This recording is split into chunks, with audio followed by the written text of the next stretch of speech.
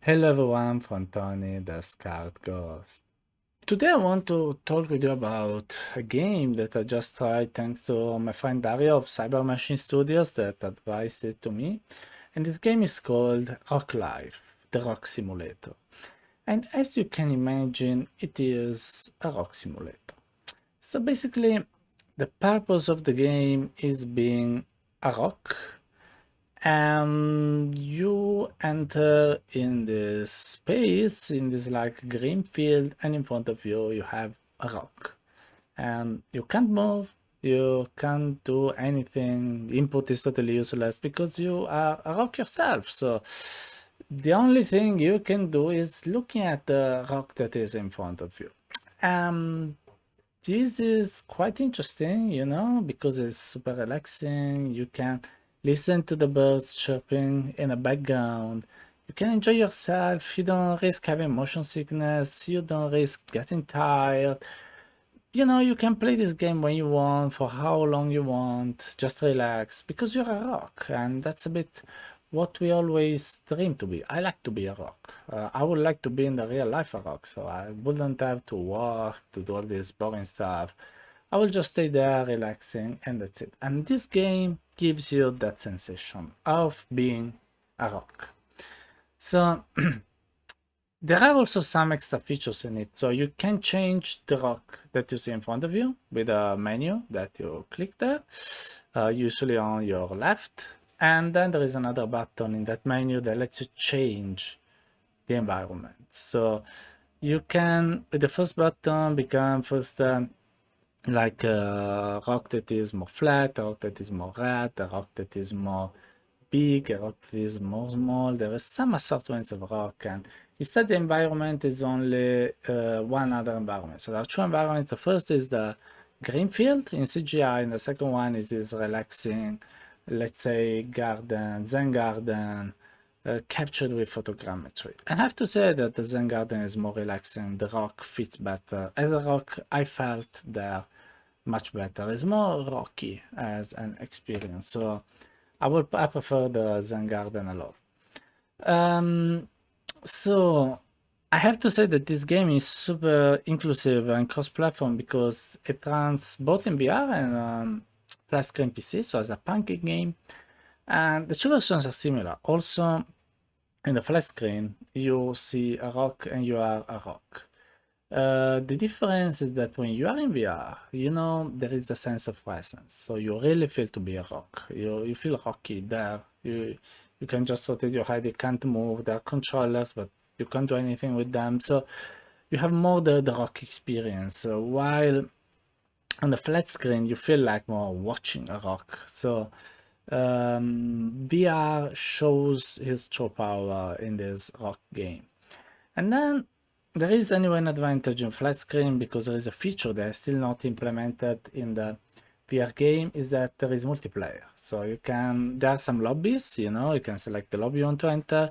There are other players and then you can all be rock together. So you can meet with other rock wannabes and you are there together doing nothing because you're all rocks. So for instance, I joined the lobby and with two players and I could see three rocks in front of my screen. I just stared them. It was so relaxing, so engaging. A bit like the Hypnotoad in Futurama, so it was super cool. Giving into details, the multimedia elements of the game are nice, but I have to say they're not super optimized for VR. So the first environment, the CGI one, is pretty heavy. I had like 40-50 FPS on a RTX 2080 Super, so it's a bit low. It's not optimized for VR this game, while the other one, the Zen Garden, is much better. I could run a 72 with the Oculus Link, so it's okay. And the sound is nice. This bird chirping that makes this relaxing environment. As for the input controls, it was a bit weird because I had the controller, so the Oculus Touch with a cylinder on them, a sphere moving on top. I couldn't understand it completely. But anyway, the game has nothing you can do, so it's okay even if the input is messy. And then it was cool that I could change things on the menu, but the menu was there, the rock was here, so every time I had to change the rock type, I had to do this movement. It's not great UX in my opinion. And also the raycast of the controllers, the ray is so little, so small, so thin, so you can't see it properly. So even the input in VR should be improved a bit. But what counts, is a sense of presence, of immersion. So when you really feel a rock inside this game, this is really, it's something that can change your day. So you forgive a bit these problems. And it's great that this game is also a great community on Steam that goes on the forums and discuss about being rock, the lore of being rock, having rock friends, and all this kind of stuff. So this is very important and it's cool. I leave you the link to this game. It's totally free on Steam. You can download it and it's amazing reviews because it's one of the most innovative VR games now.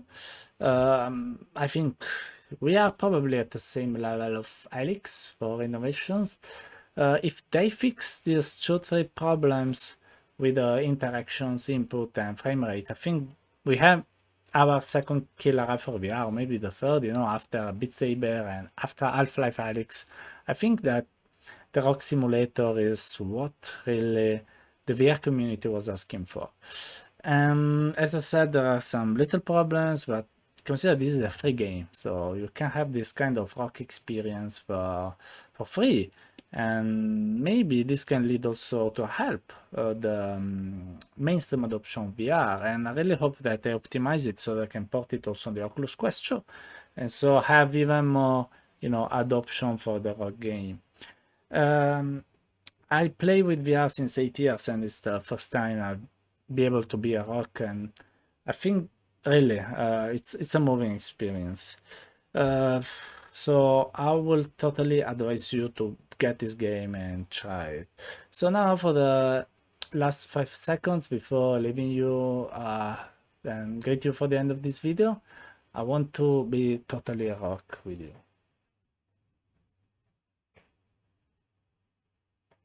Thanks for watching this video. I hope you enjoyed it and had a bit of fun.